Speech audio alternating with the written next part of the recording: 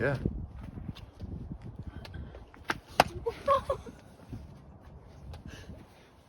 Aw. Right foot people, why you would eat. Alright guys, welcome back. Yo, YouTubes, what's up? I never know where to look. Like, okay, I'm supposed to be looking over here. So check this out. We had this little problem with the Super 73 Z1 e-bike. Okay, so I had two of them, right? Check these bad boys out. They're super cool. Like, we've loved everything about them. Probably should have done a review about that. But one day when we came out on this bad boy, it all of a sudden wasn't taking a charge. It acted like it was.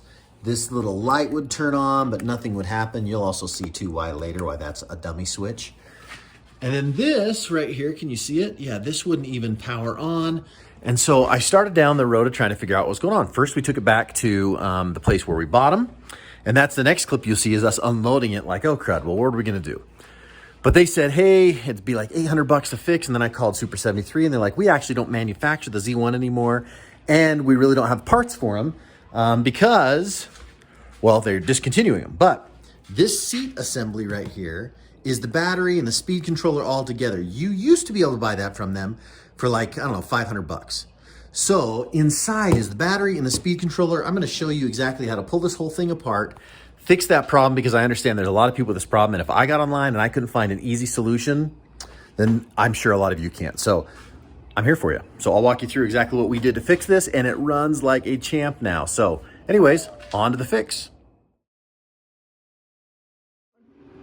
Okay, so we had to clip that zip tie, unplug this, 2 screws here, 2 screws up in here. Up in there? And it looks like what we've got to do now is cut this thing.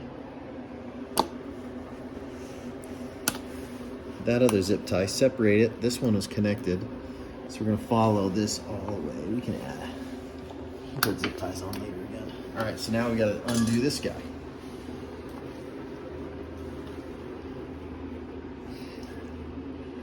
Well, you got to be freaking crazy strong for that. All right, let's see if this works.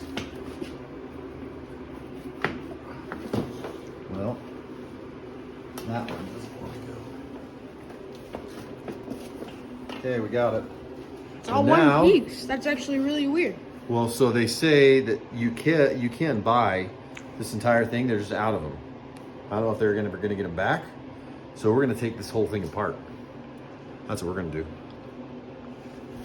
I'm gonna start by taking out these screws and see what we see. So there's 2 screws here that if you take that off, voids a warranty. We're already out of warranty, so who cares? So let's see if that is all we needed. Sure enough. Okay, so that battery, so we don't know right now what is wrong. It is this battery, or if it's this controller. My guess is controller. So that's where the charge comes through. I don't know, we'll have to figure it out. Now the trick was finding a battery that was the same dimensions as what was currently in the Z1. So it's about, I guess it's what, 3 1/8 wide, almost 9 inches long, and then just like 2.75 inches tall. So going on Amazon, we actually found this one. It has to be 36 volts. And the current battery that was in it, I think this is Gen 1, that was 15 amp hours. And the one that we found on Amazon was about the right size, a little bit shorter in length, only 8 1/4 in length. But it is 36 volt, and this was, I think, 13 amp hours. And it was around $160. I think I'll put the link below. I think the pricing may fluctuate, but this one worked great. After some long research, like we're splicing this together from how long ago? 2 weeks. Yeah, more than that. We found this one. Here's the hardest part. You need for this particular one, we need a 36 volt. The only one that I could find that was the right size, just get the measurements on this. I'll put pictures of the measurement. This one's a little bit smaller, and I think this one is 15 amp hour, and this is 12 amp hours. So come look at this. It's a little bit smaller, but we're gonna make that fit inside the seat, and it's all gonna work out good. And then this came with a cool little jump wire. Now, here's where it gets confusing. A lot of people think, oh, well, we have to have this work and then this charger. I'll figure out how to put this in. We'll show you. It's gonna charge off of this. I got a new charger. You can still just connect to the speed controller. And so I'm gonna use this jumper wire. We plugged it in, it all works. And I'll have to figure out how to make this charger look a little fancier. But now this on-off button only went to the battery.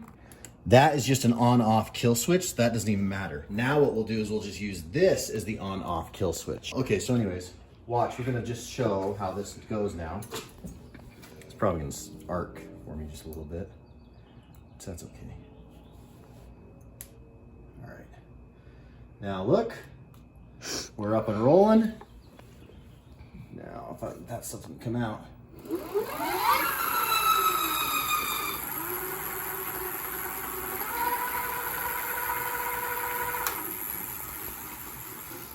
Okay, now just to finish the old install, we'll show you what it looks like when we're done. Okie doke. So here's what I did to make it easier. I actually spliced this into the new battery, and I just used some of those solderless, like low heat connectors. And then did the same thing. This is kind of cool. I didn't want to have to replace this charger right here. And it's all the same charging port on this battery. So I just wired that in too. I just spliced in that. Oh, can you see it right there? And then used this same connector. And then I used some double-sided sticky tape here. And I think we're going to use a piece of foam or something right there, but it fits really good. We just have a little bit of the room right here in the back. So I'll show you once we get the seat back on. Look, we got it all back together, completely stock. Now, we gotta see if it runs.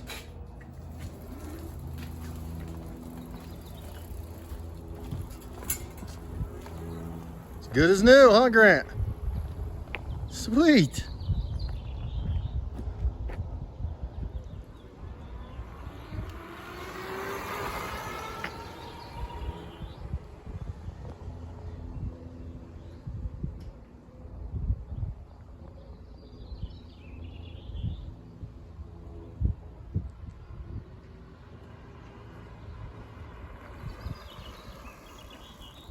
Good as new? It is new. Cool.